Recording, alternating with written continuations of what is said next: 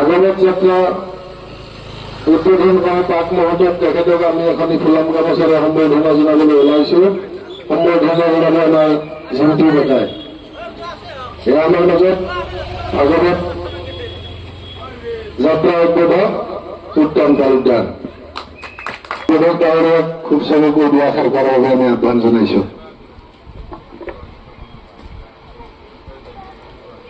ভাল বোলে নমো নমো নাৰায়ণ প্ৰসন্নক হৰি কৰিয়ক মায়াক নিৰ্যান আপোনাৰ মহিমা আপুনি বেকত ৰাখি জীৱক কৰা পৰিত্ৰাণ প্ৰভু জীৱক কৰা পৰিত্ৰাণ।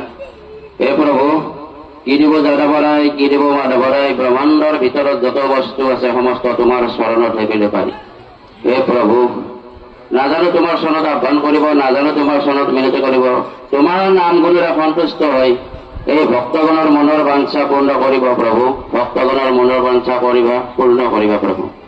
শ্ৰদ্ধাৰ এই মহান অনুষ্ঠানত উপস্থিত থকা ভক্তপ্ৰাণ ৰাইজ, উপস্থিত ভূৰিবৃন্দ আৰু ঊনবিংশতিতম এই লক্ষ্মীপাৰা শ্ৰী শ্ৰী বাৰগোপাল থানৰ আজি যি মন্দিৰ প্ৰতিষ্ঠা দিৱস আৰু হোম যজ্ঞৰ সমূহ বিষয়ববীয়া তথা কৰ্মকৰ্তা আৰু উদ্যোক্তাসকলক মই আন্তৰিক ধন্যবাদ জ্ঞাপন কৰিছো।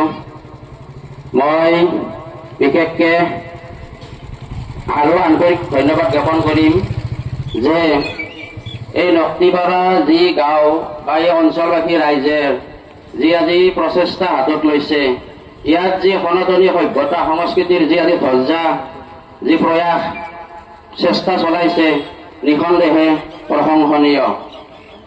শ্ৰদ্ধা ধৰ্মপৰায়ণ ৰাইজ, মই চমুকৈ একেবাৰ ক'ব বিচাৰিছো, আমাৰ সনাতনী ধৰ্ম আচলতে ইয়াৰ যি চৰিত্ৰ অদ্ভুত চৰিত্ৰ।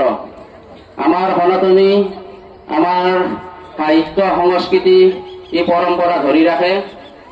সনাতন বুলি ক'লে আমাৰ সভ্যতা সংস্কৃতি, আমাৰ বিশেষকৈ হিন্দু ধৰ্মৰ এটা আত্মা। আৰু এই ক্ষেত্ৰত এই যি লক্ষ্মীপাৰাবাসী ৰাইজ ইয়াৰ যি পদক্ষেপ সঁচাকৈ উল্লেখনীয়। আমি আচলতে মন্দিৰত যি পূজা অৰ্চনা কৰোঁ, যে অকল মন্দিৰত পূজা অৰ্চনা কৰিয়েই যি ক্ষান্ত সেইটো নহয়।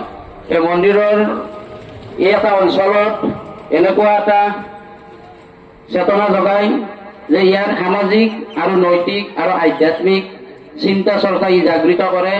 অকল মন্দিৰ পূজা অৰ্চনাৰে স্থল নহয়, ই আমাৰ সামাজিক আৰু আধ্যাত্মিক চেতনাও জাগৃত কৰে। তো শ্ৰদ্ধাৰ মই আশা কৰিছো আজি এই যে অঞ্চলবাসী ৰাইজে ইয়াত যি আধ্যাত্মিক যি চিন্তা চৰ্চাৰে এনেকুৱা যি এটা সনাতনী সভ্যতাৰ যি পদক্ষেপ হাতত লৈছে, মই আশা কৰিছো এই মন্দিৰৰ পৰা ইয়াৰ যি নৱপ্ৰজন্ম সকলোৱে আপ্লুত হৈ আমাৰ যি সনাতনী সভ্যতা ইয়াৰ যি জ্ঞান গৰিমা যাতে সকলোৱে লয়, ইয়াৰ পৰা যাতে আপ্লুত হৈ যাতে নিজৰ সংস্কৃতিৰ পৰিচয় দিয়ে, এইটোৱে মোৰ কাম্য। আৰু এইখিনি কৈ আজি চমু বক্তব্যৰে এই ভাগৱত যাত্ৰা উদ্বোধন হোৱা বুলি মই ঘোষণা কৰিলো। ধন্যবাদ।